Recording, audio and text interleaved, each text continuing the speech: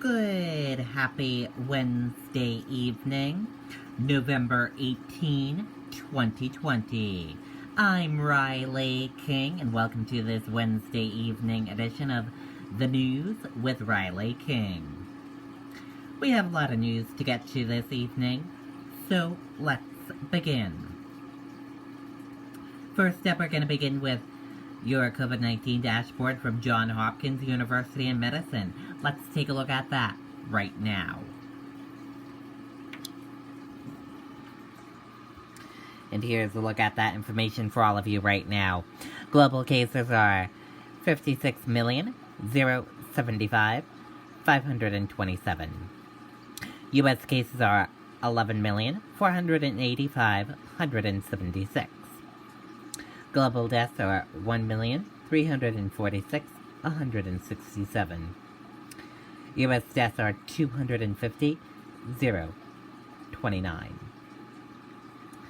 And that is a look at your COVID-19 dashboard from Johns Hopkins University in Medicine.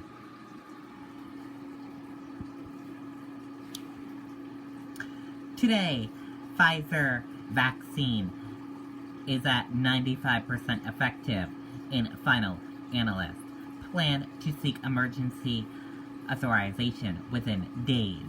Let's take a listen to that video and that report right now.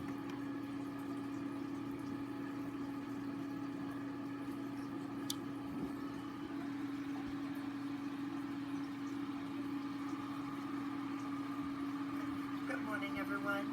I'm Riley King, and welcome to my morning news report right here on the Riley King Network. Let's begin. Pfizer vaccine 95% effective in final analyst plans to seek emergency authorization within days. The vaccine could be the first to receive the FDA's emergency use authorization. Pfizer and partner BioNTech announced their coronavirus vaccine is more than 95% effective in the final analysis of its massive phase 3 trial on Wednesday, and has reached a key safety milestone that will allow the company to apply for Food and Drug Administration authorization within days. If the FDA gives the vaccine the green light, Pfizer will likely make history as the first company with an FDA authorization that COVID-19 vaccine. It has plans to start delivering millions of doses of the potential life-saving vaccine to most vulnerable overnight once the government gives a green light, possibly before the end of 2020, the company said.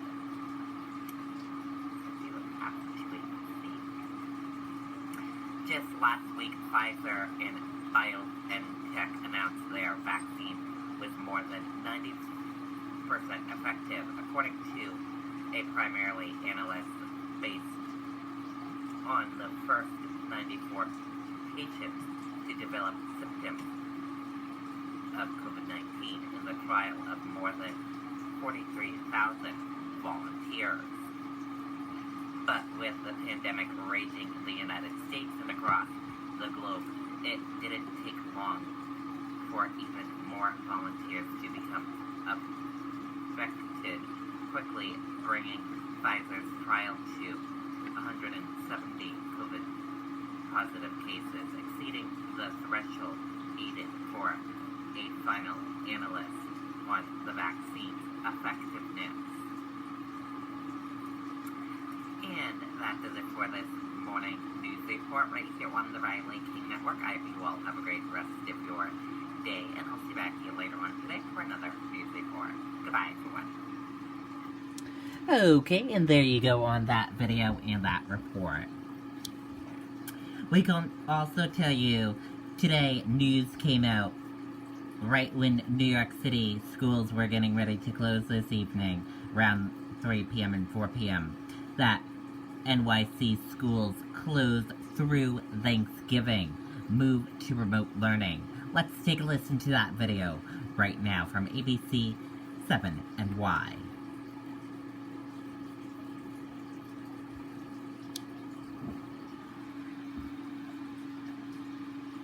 Simply put, an afternoon of chaos and confusion for public school parents, teachers, and students, some now scrambling for computers and childcare. New York City public schools will be closed tomorrow, remote only, as the average weekly positivity rate in the 5 boroughs hit 3%. The mayor and school chancellor making the announcement late this afternoon after Governor Cuomo insinuated that schools will be open. All this confusion came because the city and state use very different data to calculate positivity rates. We know that schools will not reopen until at least the week after Thanksgiving. But what does that mean for private schools? And will the decision to close schools lead to other closures, like indoor dining? We have several reports breaking it all down for you, beginning with Eyewitness News reporter Marcus Solis live in the Bronx. Marcus? Well, Shade and Bill, certainly an unpopular decision for many parents, given that there are no additional restrictions on other businesses and that the virus spread is not happening primarily in schools. In fact, the in-school transmission rate remains below 1%. Teachers at PS 108 walked out with armloads of material, leaving school not just for the day, for at least a couple of weeks.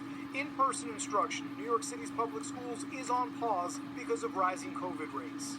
No one is happy about this decision. We all, in fact, are feeling very sad about this decision because so much good work has been put into keeping the schools opening them up to begin with. The city set a positivity rate of 3% over a 7-day average as the threshold that would close city schools. In order to reopen, a testing protocol would have to be established, which the governor says is unlikely given the size of the student population. So for now, the focus is remote instruction. I want to remind everyone that's listening here today that school is still in session. We are pivoting to remote instruction rather than the in-person instruction that some of our students have been receiving. Today, parts of the Bronx were designated a yellow zone by the governor, though the entire city could soon be declared an orange zone, which would trigger other restrictions beyond schools. The governor reacting angrily to suggestions the closures are a setback given rising infection rates nationwide. Every state in the nation is going up, right? So success becomes what? How you're doing relative to everybody else. And right now, this applies only to New York City public schools. Private schools, parochial schools, they remain open. However, if New York City is declared an orange zone, then all schools would be forced to close. We're live in the Pelham Parkway section of the Bronx. Okay, and there you go on that video and that report. So again, New York City schools are closed through Thanksgiving and are moving to remote learning starting tomorrow. New York City Tourism Agency projects post-COVID-19 rebound will take until 2025. Let's take a listen to that video and that report.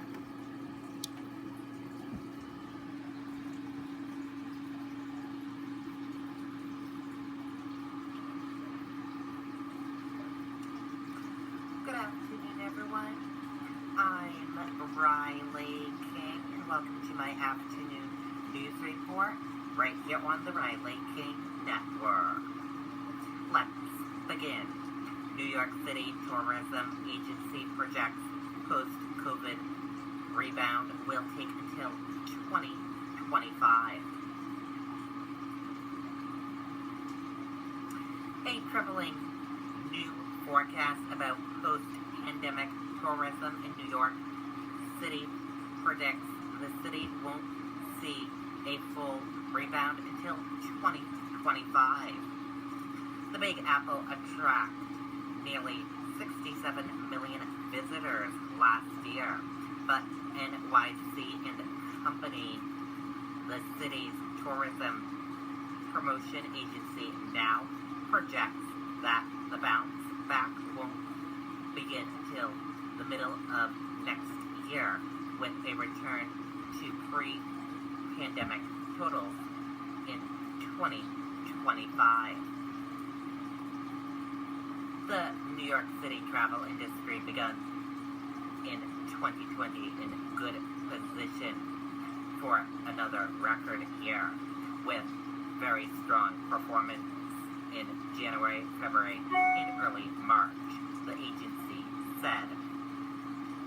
The public health and safety measures put in place in mid-March to address the pandemic put particularly all leisure and most business travel on hold.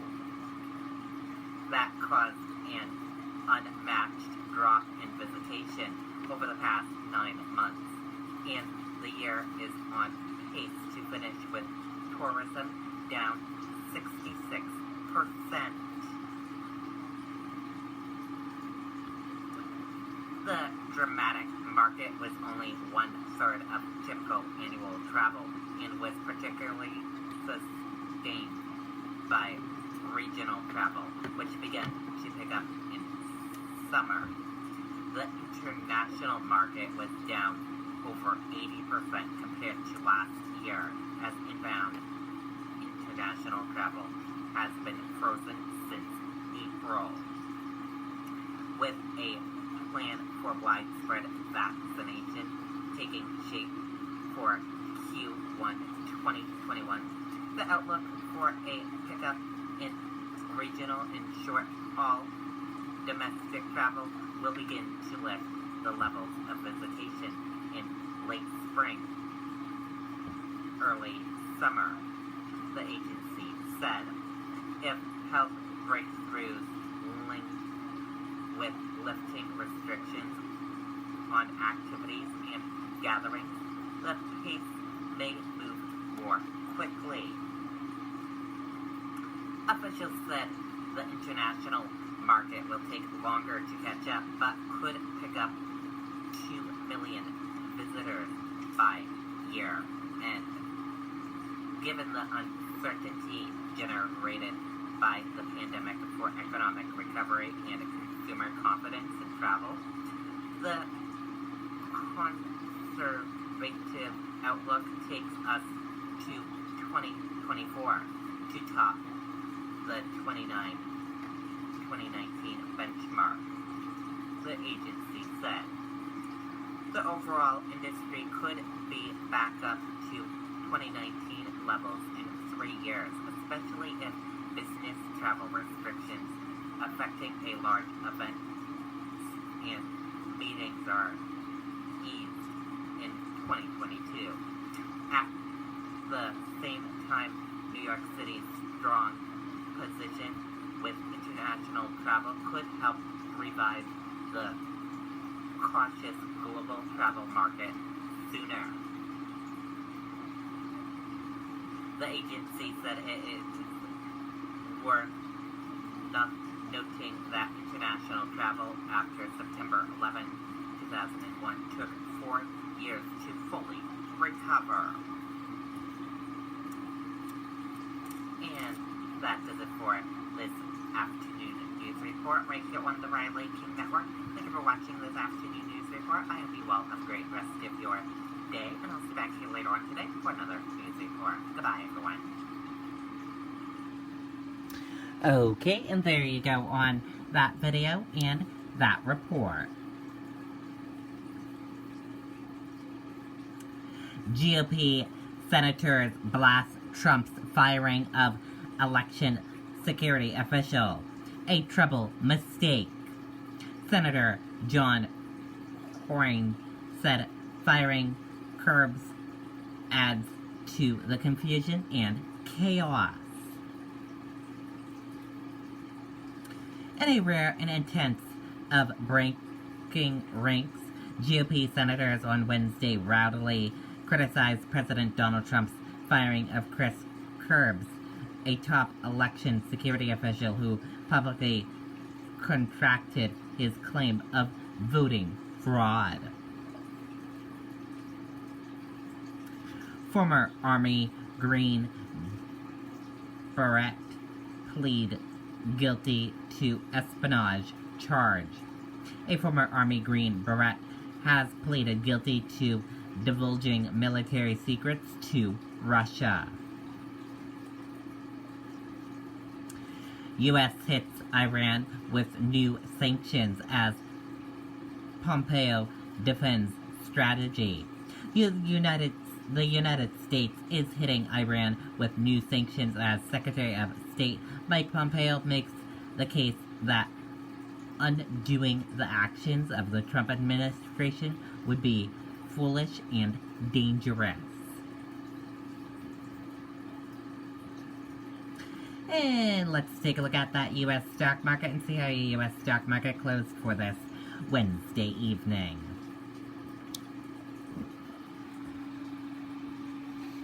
And here's a look at that U.S. stock market for all of you for this Wednesday evening. Your Dow Jones Industrial Average closed in the red and went down. Your Nasdaq closed in the red and went down. S&P 500 closed in the red and went down. Gold closed in the red and went down. Oil closed in the red and went down. U.S. 10-year closed flat. Euro/USD closed in the red and went down. And VX closed in the green and went up. And that is a look at your U.S. stock market for this Wednesday evening. And we're going to switch gears now. Let's take a look at your weather across the United States this evening. And here's a look at that weather across the United States for this evening for all of you. In Boston, it'll be 53 degrees with clouds and moon. In New York City, it'll be 30 degrees with clouds and moon. In Washington, D.C., it'll be 30 degrees with clouds and moon. In Atlanta, 36 degrees with moon and stars. Jacksonville, Florida, 56 degrees with cloud and moon.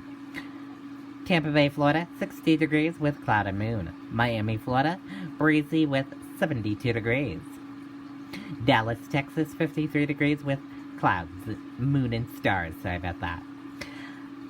Las Vegas, 52 degrees with moon and stars. Phoenix, 59 degrees with moon and stars.